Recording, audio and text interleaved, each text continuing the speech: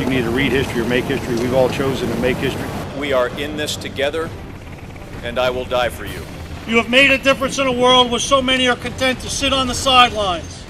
Multi-purpose, multitask, dog-faced soldiers rising to the challenge of any mission. The division's going to do what the nation and the Army asks them. But the second plane hit, and that's when I found out this is like we're in a war. I said, maybe I can be a soldier that can be fighting with enemies. I fight for this country. From organizing at Camp Green, North Carolina, to the famous battle where we remained like a rock of the Marne at Chateau Thierry, through Sicily, Salerno, and Anzio, where we stood in mud and rain and frozen ground at O.P. Harry, the outpost that 8th Army told us, hold at all costs, to standing in the Fulda Gap, holding the line against the threat of communism in Western Europe. When our nation called on us to stand firm against a determined enemy, we held those lines. They knew that Baghdad and the Special Republican Guard were right down this road, and it was time to go get them. Rock of the Marne. Rock of the Marne. Rock of the Marne. Rock of the Marne. Now, in honor of their 100th anniversary, WTOC presents Rock of the Marne, the centennial of the 3rd Infantry Division of the United States Army. We're going to stay right here. That was the command of General Joseph Dickman as the 3rd Infantry Division defended Paris from the Germans in World War I. It was a bold statement. On either side of the Americans, their allies, the French were retreating.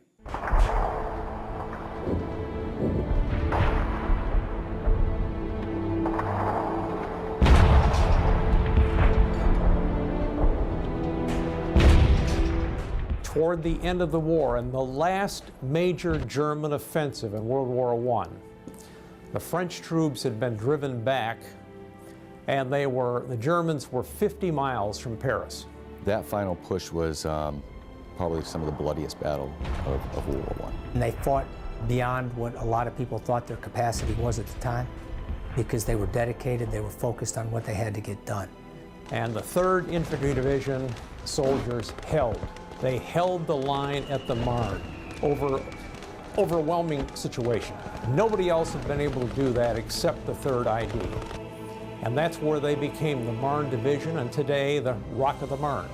General Black Jack Pershing would call the effort one of the most brilliant pages in the annals of military history. Though it was that, Pershing could not know that it was only the first page. World War II would see the 3rd ID lead the Allies, fighting alongside Patton in Salerno and finally to the heart of the Nazi war machine. The division as a whole was involved in more continuous days of frontline combat than any division in recorded history at over 400 and something. This division fought further than any other division in the United States Army, from North Africa all the way up to Hitler's last refuge, Berchtesgaden. Among the dog-faced soldiers was actor James Arness, Matt Dillon of Gunsmoke fame, who sent the division a picture with a note. The caption down at the bottom read something about "We cleaned up Dodge City." But you know, I'm still a soldier at heart.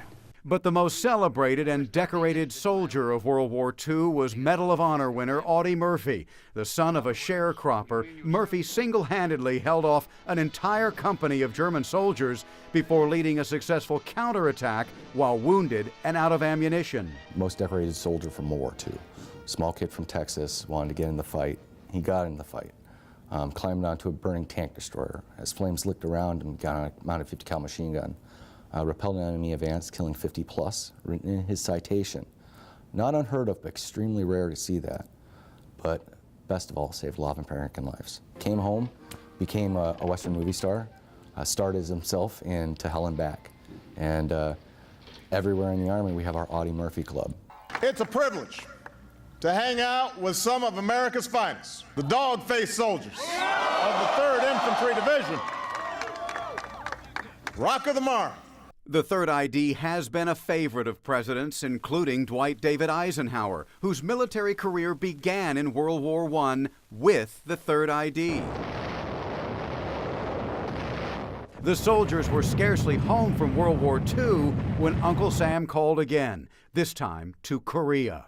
Coldest winter in recorded history at the time was when 3rd ID deployed to Korea. It was really, really horrific. You know, we deployed with old World War II equipment, uniforms, and vehicles, fighting a numerically dominant force, not just North Koreans, but primarily Chinese. Following Korea, the dog-faced soldiers began the long, tension-filled stare-down with the Soviets. Spent 38 years in Germany. Third ID was sent to Germany as the tip of the spear. The Russians were going to come south. They were going to meet the Third ID mechanized. After Germany, the Third ID came here to Fort Stewart and Hunter Army Airfield as they took up a brand new and ongoing mission in the Middle East. That story when we return. These are the folks that are truly making a difference every day. You know, what we're doing now is we're making history. You know, you got a choice as an adult. You can either read history or make history. We've all chosen to make history. In 1996, the 3rd Infantry Division came home to the United States and stationed here at Fort Stewart and Hunter Army Airfield. Since that time, they have been almost constantly engaged in the global war on terror. Early in 2003, the entire division deployed to Kuwait, where it spearheaded coalition forces in Operation Iraqi Freedom, fighting its way to Baghdad and leading to the end of Saddam Hussein. Third ID was involved in Operation Iraqi Freedom from the very start, from 2003 when we moved in. As a matter of fact, they are heralded for their Thunder Run. The Third ID was the division that went all the way from the border all the way into Baghdad in record time. Nobody could believe it. Never been done before at that speed. It was phenomenal. This division broke the spine of the Iraqi government. I can't stress that enough. First Thunder Run up to Baghdad International Airport. Then our second Thunder Run, 64 combat vehicles, down a major artery of the highway to Saddam's palace complex, his government center. Fighting in unknown terrain and miserable conditions has not dissuaded the 3rd, but fighting inside a city is completely different from storming across the desert in a Thunder Run. Inside the city, clearing buildings, it's resource intensive, it's soldier intensive, and it's difficult. It's very difficult. Moves much slower in most cases, because everything is, every building is its own obstacle in one way or another. But night, which you would assume is a challenge, is an ally to the dog-faced soldiers. Night's just another condition of the battlefield that adds another little piece of complexity, another thing, another level of your training. I can do it in the daytime, I can do it in the daytime full speed. Now I need to be able to do it at night at full speed, whatever the task is. We like to think we own the night. Colonel Birch has had 2 tours in the Middle East. He says the soldiers at the top of the command are one reason for their success. The division, like a lot of the Army, has been blessed consecutively with some great leadership. In this time of persistent conflict, now for over a decade, our servicemen and women have endured tour after tour in distant and difficult places. They have protected us from danger. They have given others the opportunity for a better life. They set that command climate. They focus the soldiers on the mission, okay? And understanding the mission and the criticality of being ready for that mission and training for it. And then you get into the soldiers that have to execute it, and the leadership ensuring that the soldiers are trained and ready, taking care of them. Soldiers taking care of each other. And all of the generals from 2003 to the present have all taken either the entire division or parts of it, units, brigades, into combat. The other half of the equation, says Birch, is the soldiers. There's always been a great emphasis at Fort Stewart on training and in the division. That just gets at the issue of having soldiers be confident and competent in their combat skills, knowing they can depend on each other, and being able to get the mission done, frankly. Though modern munitions play a giant role on the battlefield, Birch says they're only part of the equation. The technology isn't the advantage. The advantage is a soldier that's well-trained that can employ that technology. To watch the young soldiers of today who are coming into a world that is in such turmoil. It's an all-volunteer army, and they continue to answer the nation's call. What a lot of people don't see is just the daily sacrifices from the long hours, the weekends, the separations from family, friends, and even loved ones, and unfortunately those who have to commit the ultimate sacrifice. I would tell you it's humbling to be a dog-faced soldier. There will be difficult days ahead, but rest assured, our dog-faced soldiers are determined, steadfast, carrying on the traditions of our division's colors. It will be done by the Rock of the Marne.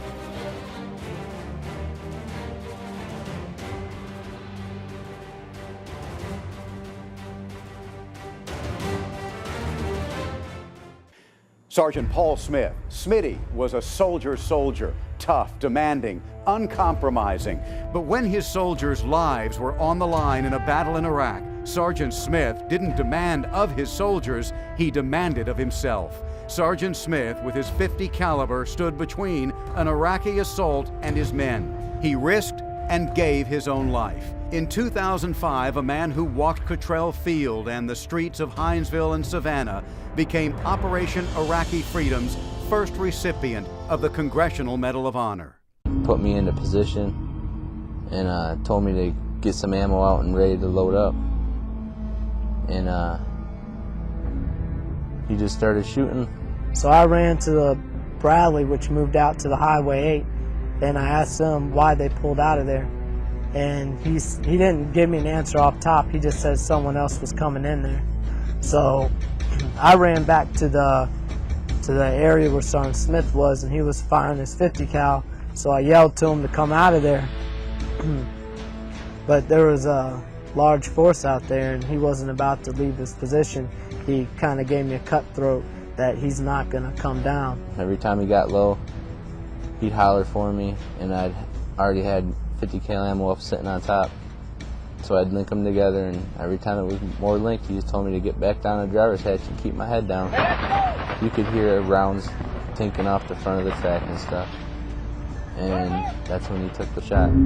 I seen the enemy force out there, and there's no doubt in my mind if he hadn't stayed on that .50 cal, they would have came through our position. They may not have overtook our position, but we more than likely would have lost a lot of soldiers. There were 2 soldiers, and E7 told me that he had bad news. And I said, what? And he said, Paul is dead. And I told him, I said, are you sure? Our last name is so common, maybe it was a mistake, you know. And he said, ma'am, I wouldn't be here. It's not 100%. As I sit here getting ready to head into war once again, I realize that I have left some things unsaid. I love you, and I don't want you to worry. There are 2 ways to come home: stepping off the plane and being carried off the plane. It doesn't matter how I come home, because I am prepared to give all that I am to ensure that all my boys make it home. On this day 2 years ago, Sergeant Smith gave his all for his men. 5 days later, Baghdad fell and the Iraqi people were liberated. And today we bestow upon Sergeant Smith the first Medal of Honor in the War on Terror. I said it's when someone does something real brave, like what my dad did, and he understood what my dad did. So I told him that, and he's like, okay, I understand it a bit better now. Paul Smith is honored along with 468 other soldiers along Warriors Walk at Fort Stewart, a living memorial to their sacrifice that is a key component of the culture of the Rock of the Marne. Each stone, each tree represents a sacrifice by a soldier and a member of the division. It's a walk of reverence. It lives, and hopefully the memory of those who perished in defense of our freedom will also live through this Warriors Walk. You know, when you kind of walk down that walk, if you got a lick of common sense, nobody needs to tell you that you're walking on hallowed ground. Colonel Birch makes another critical point about those soldiers. And all of the soldiers of the 3rd ID, they came to the division because they wanted to. When they came in the Army, it was after 2001, and they knew they were going to go to war, okay? They knew that they were going to go into harm's way at some point. if you came in the Army after 2001. And they volunteered to do something that their friends either couldn't do or wouldn't do.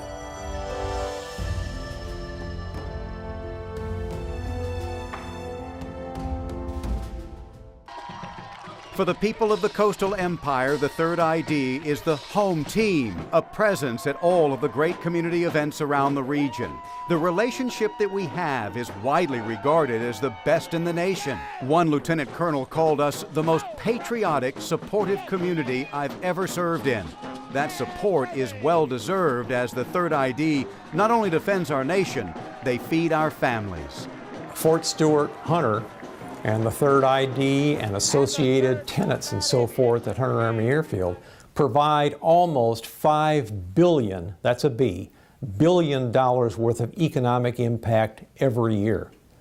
The Army, the military in this area, is one of the 4 economic pillars of our community.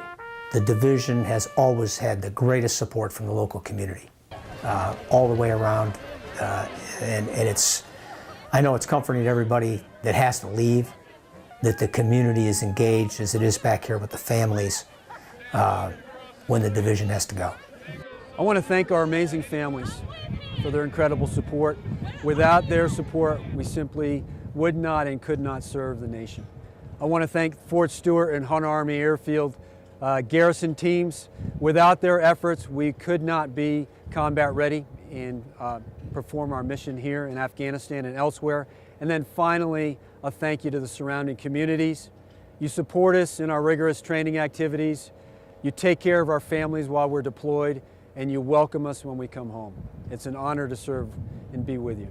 Some of the support is due to the positive coverage provided by local media, and for that we have to acknowledge 2 of our own. As general manager of WTOC, Bill Cathcart's commitment to the military was unsurpassed, a fact recognized when he was selected as the civilian aide to the Secretary of the Army for our area, an honor that confirmed Bill's singular understanding of the relationship of the community with the dog-faced soldiers. And I've traveled with the 3rd Infantry Division pretty much all over the world. Bill's partner in that mission was WTOC anchor Mike Manhattan, who worked the military beat, even when it led to Kuwait and Afghanistan. Mike was a constant voice in our coverage, a voice for the Rock of the Marne, a voice we miss even still.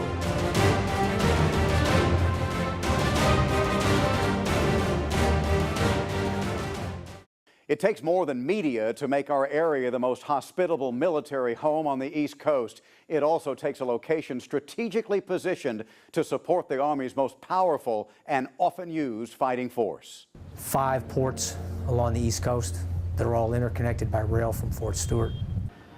You've got Hunter Army Airfield with a 10,000-foot runway. They can put over 40 C-17s on the ground at the same time. We are the only tank and Bradley equipped regular Army force on the East Coast. We benefit from the longest runway on the East Coast at Hunter Army Airfield, and we're within easy distance of the Port of Savannah and several other major ports along the East Coast. The bottom line is we are a rapid response force for the nation. This is a company of soldiers at Fort Stewart and the 3rd ID, and it rotates. But there is always on call a company of soldiers that will, along with armor, they will transport up to Hunter Army Airfield, load up armor, load up the soldiers, and be off to a trouble spot somewhere that's kind of blown up within 18 hours. 18 hours wheel up for an entire company of infantry and their armor package. So it is a power projection platform at the nation's disposal. Those assets are critical now that we've entered into an era of enormous volatility that even the Pentagon refers to as the velocity of global instability. But we do know that wherever that instability arises, the 3rd Infantry Division is ready.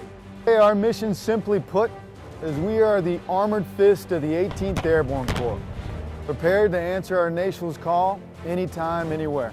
Comes back to its legacy of performance in wartime, in combat, going all the way back to World War I, all the way through this current war and seemingly never-ending war against terror. Ultimately, the role of the 3rd Infantry Division is to prepare to fight and win in modern combat. the division's going to do what the nation and the Army asks of it. Rock of the Marne. Rock of the Marne. Rock of the Marne. Rock of the Marne.